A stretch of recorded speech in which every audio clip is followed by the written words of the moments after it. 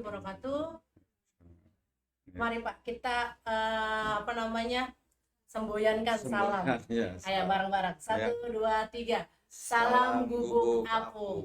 Oke, balik lagi sama saya Ibu Janki. Semoga para penonton tidak bosan ya dengan Ibu Janki, lagi-lagi Ibu Janki, lagi-lagi Ibu Janki. Oke, pada hari ini kita kedatangan narasumber baru, yaitu ada Pak Wakil. Bisa disebut Pak Wakil. Pak Wakil. Sedikit saya tanya, kenapa namanya siapa Pak? Nama saya itu Pak Tasum Sanjaya. Pak Tasum. Ya. Kenapa tuh bisa dipanggil Pak Wakil? Apakah wakil presiden atau wakil apa? Kebetulan pada tahun 90 kita dipercaya untuk mewakili dari kepala desa. Nah, itulah dari kata-kata itu hingga selesai selama 8 tahun hingga jadi terbiasa dan menjadi kebiasaan di masyarakat. Teringatnya Pak Wakil. Ya, lebih simpelnya manggil nama saya Wakil.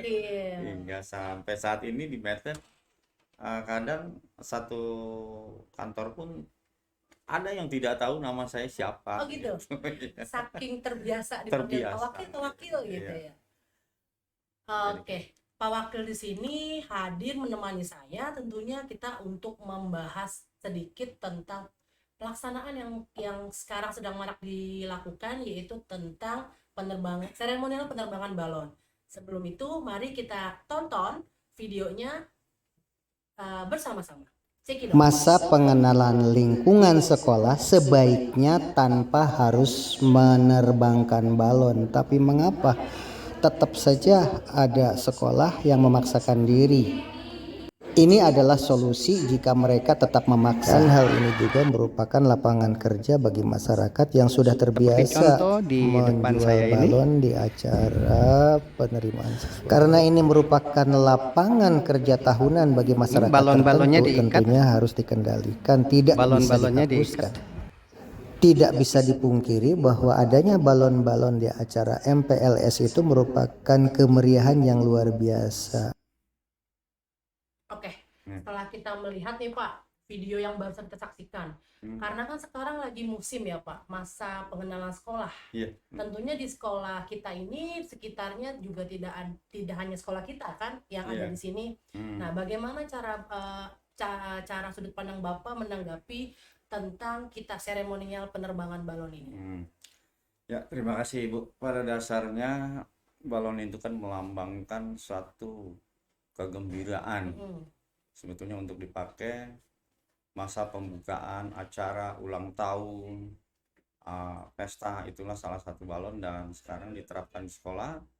Saya sih berpikirnya positif aja, menandakan itu selamat datang para murid-murid ajaran baru, dan selamat jalan mungkin yang sudah lulus dari sekolah tersebut. Di sisi negatifnya ada sedikit, yaitu mengganggu untuk aset penerbangan, terus arus listrik juga mengganggu. Itulah salah satunya. Saya bersyukur ada pelepasan balon tidak dilepas, hanya dilambangkan sebagai rasa ucapan dan selamat datang. Itu salah satu solusi yang menurut saya terbaik. Tapi kalau dilepas, sisi negatifnya hanyalah itu. Yang perlu saya tanyakan, ini kan bukan instruksi dari dinas ya Bu. Ini adalah salah satu gagasan-gagasan dari beberapa sekolah aja gitu. Jadi ya kalau kita lihat dari sisi ini, lebih banyak positifnya sih daripada negatifnya. Tapi alangkah baiknya apakah tidak ada cara yang lain yang lebih meriah, bisa gitu. Jadi menurut pandangan saya seperti itu. Lagi di lingkungan juga kayaknya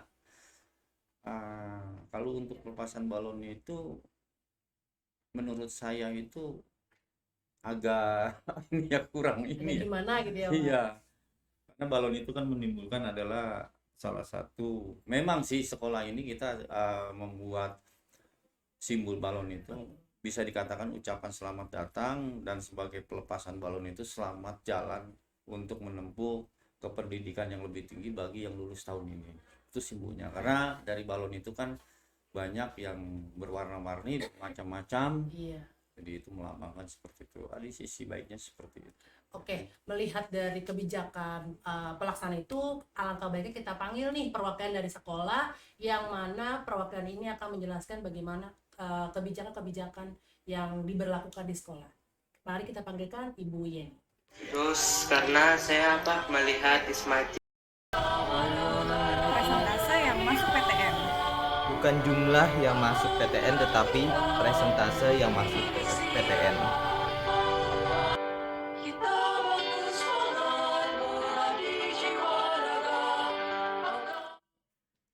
Oke, selamat datang Ibu Ya, Yeni di terima podcast kasih. kita nih. Terima kasih Bu Jangki. Ya. Misi Pak. Oke, sekarang kita kedatangan Ibu Yeni di tengah-tengah saya dan Pak Wakil.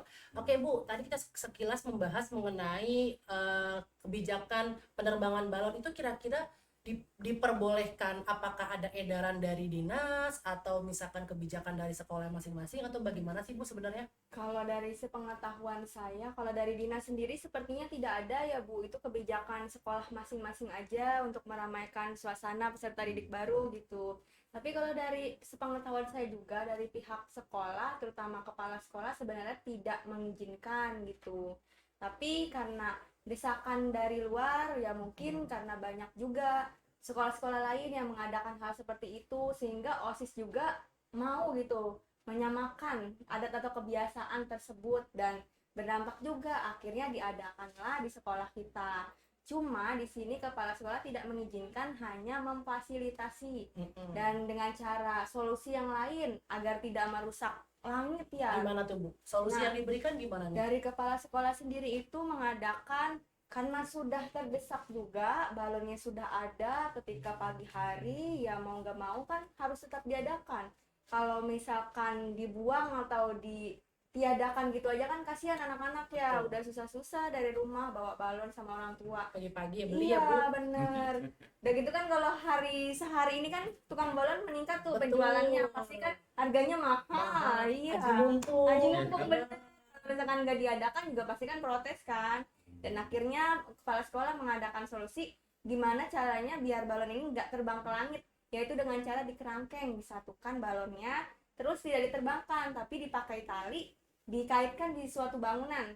Nah di situ kan kelihatan tuh ya Bu ya, dari jalanan lain gitu, dari jalan lain kelihatan. Jadi wah apa tuh ada balon tinggi, ke sana ternyata sekolahan. Oh sekolah ini ya yang tidak diterbangkan balonnya. Itu sih dari solusi yang udah kita lewati tadi pagi gitu. Jadi solusi itu diterapkan sama sekolah kita ya Bu Iya, ya? di SMA 2 Cikarang Barat atau yang biasa dikenal dengan SMA Gubuk Apung. Semoga dengan sekolah lain. semoga dengan adanya inovasi yang diberikan oleh Iya. kepala sekolah kita bisa membantu dan menjadi pioner untuk sekolah-sekolah lain. Bagaimana Pak, yang Bapak lihat mengenai sekolah-sekolah lain, apakah sudah menerapkan hal yang sama kah atau masih sama seperti kemarin-kemarin? Sebetulnya sudah ada perbedaan sih untuk tahun ini. Dari sekolah-sekolah yang ada di Parameter Cibitung, banyak kemajuan-kemajuan yang signifikan tentang lingkungan, tentang anak-anak didiknya sudah bisa ditertibkan, teratur. Kita lihat dari lapangan sudah bisa diarahkan, ya sangat signifikan sekali sih untuk tahun ini Bu, dibandingkan tahun-tahun yang lalu. Masalah balon. Nah, masalah balon ini memang salah satu gebrakan yang terjadi baru tahun ini, khususnya untuk di Medan Cibitung ya. Ya. Saya baru lihat dan mendengar isu akan ada balon dan bisa melihat langsung tadi pagi. Tapi saya berpikir positif sekali karena dari arti balon itu kan banyak arti yang sangat banyak. Jadi itulah menurut pandangan dan pribadi saya itu.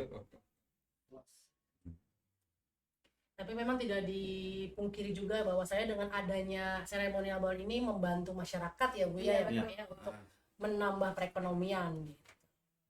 Oke, untuk perbincangan kita pada hari ini saya rasa sudah cukup. Terima kasih bagi yang menonton.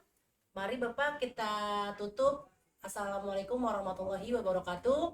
Salam gubuk apung. Terus karena saya melihat Bukan jumlah